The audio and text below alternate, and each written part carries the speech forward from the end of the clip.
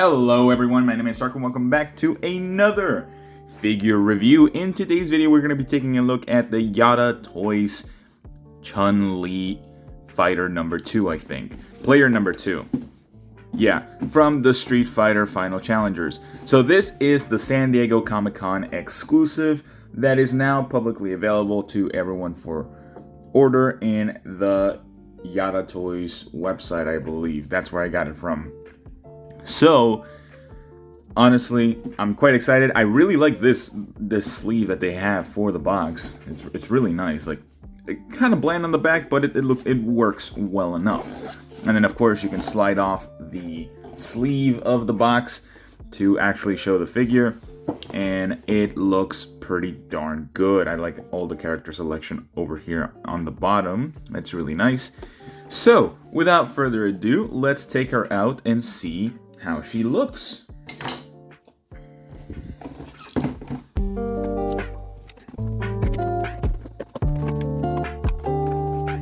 Alright, so here we have Chun Li, and I gotta say, just at first glance, she looks pretty darn good. So in terms of height, this is my first Jada Toys figure. So she is around, all the way to the top of the buns, around 5 3/4 of an inch. That's actually pretty decently sized for a figure. And here's how she compares to the Chun-Li from Bandai. Bandai's Chun-Li is slightly taller, but I don't mind that. I think it looks pretty darn nice nonetheless. And I gotta say, in terms of aesthetic and overall look, she looks pretty good, like in terms of just the basic aesthetics. Although, I will say I do have a couple of issues with this figure, with some quality control issues. So, right here, I just saw this too. A little bit of gold paint right here, just kind of bleeding onto it. There's a little orange spot on the back of the waistband, which is weird. And overall, there's just a couple of different issues with the paint not being perfect, but at the same time, this figure is not that expensive, so it is bound to happen. There's also a couple of specks of gold still, like in some of the areas for like the skirt. So like some of the things I could probably remove, but I don't really mind. Also, this is super soft plastic. Like, compared to the one that Bandai uses, it is like night and day. It's like floppy plastic. This is more malleable plastic. So overall, pretty good. So besides the quality control issues, I think this looks pretty darn good. Like, I really like how the coloration of the buns and the actual boots are slightly pink tone-ish, because it is the Player 2 Deluxe Edition. So overall, so far so good. So in terms of articulation, this is my first time holding a Jada Toys character. The only reason I got this one was because it was a San Diego Comic-Con exclusive, and I was very interested in getting the pink coloration for Chun-Li. So for articulation, it has some pretty cool things that I believe are actually of benefit for a lot of companies. The neck, she can look down about this far, upwards this far, so not really the most, but it still does the job. She can swivel side to side as always. What kind of peg is it? It's a double ball peg. Is it?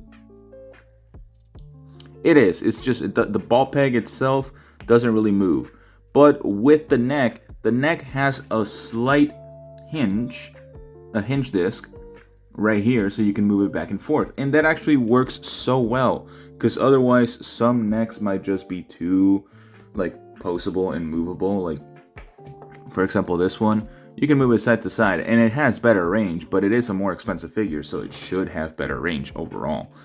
But besides that, you can't move the buns. A little bit disappointed on that. T-pose, she can do a T-pose pretty darn good. You can rotate the arms 360 degrees. You have a bicep swivel, which is really nice. It doesn't really go all the way like around. You could have it go all the way around, but it does have some restrictions there.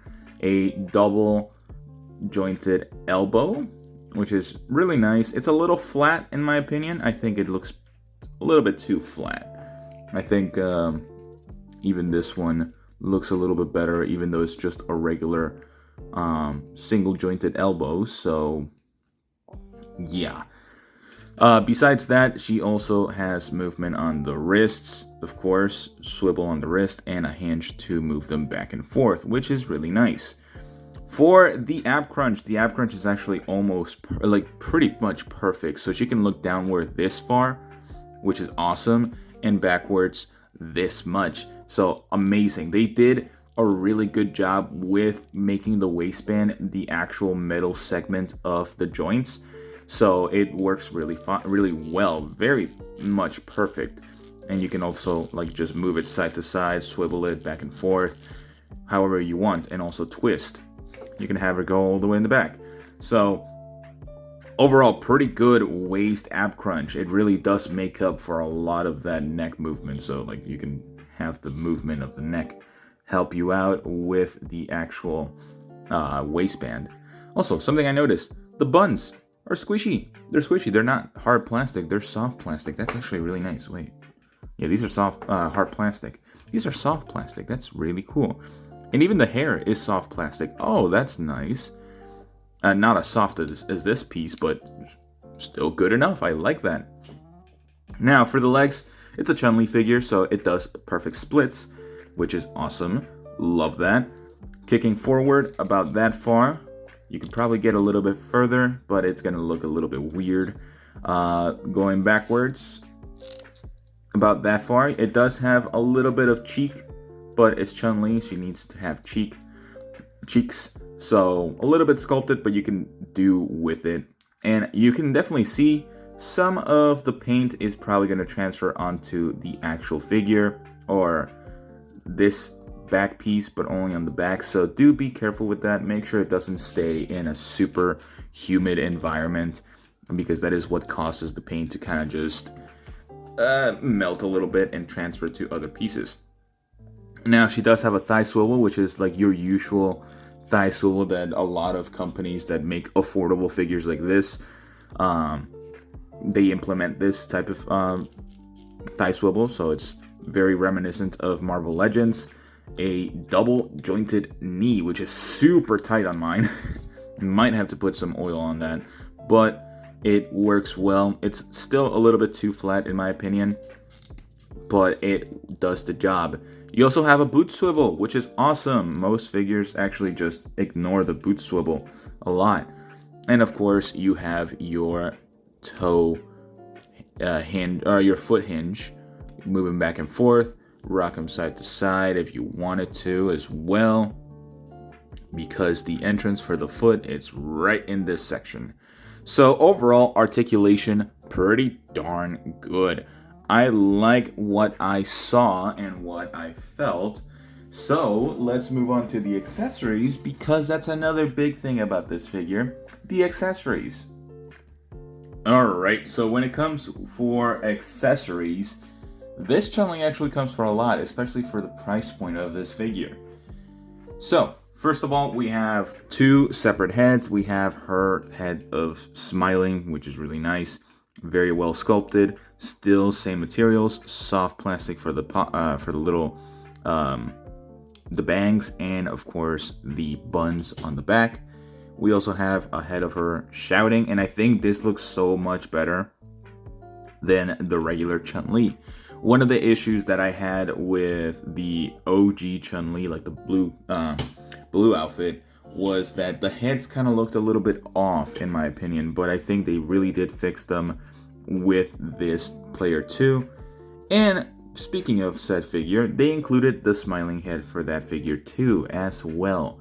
And I'm pretty sure you can use the exact same hand that they included for this one to do that win pose.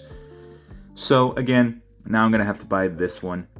I don't mind that. I love Chun Li, so I don't really mind that. For the hands, we do have two sort of karate chop hands, or also like saying hi hands. The pose that she does, like the taunt, like the sorry taunt. We have the winning pose, peace sign hand, and another closed fist hand, which I think is for her to put her hand behind her back whenever she's using these hands right here. Now, we do have two different accessories. I don't necessarily know the Kikoken, I forgot. Kikoken? I forgot the attack names. I apologize. I'm not a Street Fighter enthusiast that much. But we do have a couple of good accessories. They're really nice and translucent. I like the translucent plastic that they used for both of these.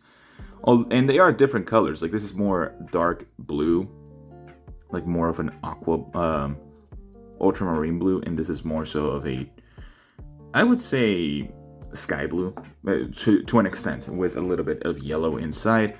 These are soft plastic, which is awesome. I hate when companies do effects like this and they're hard plastic, so if you drop it by accident, it's gone. This one is hard plastic, but I don't think it's going to break that easily.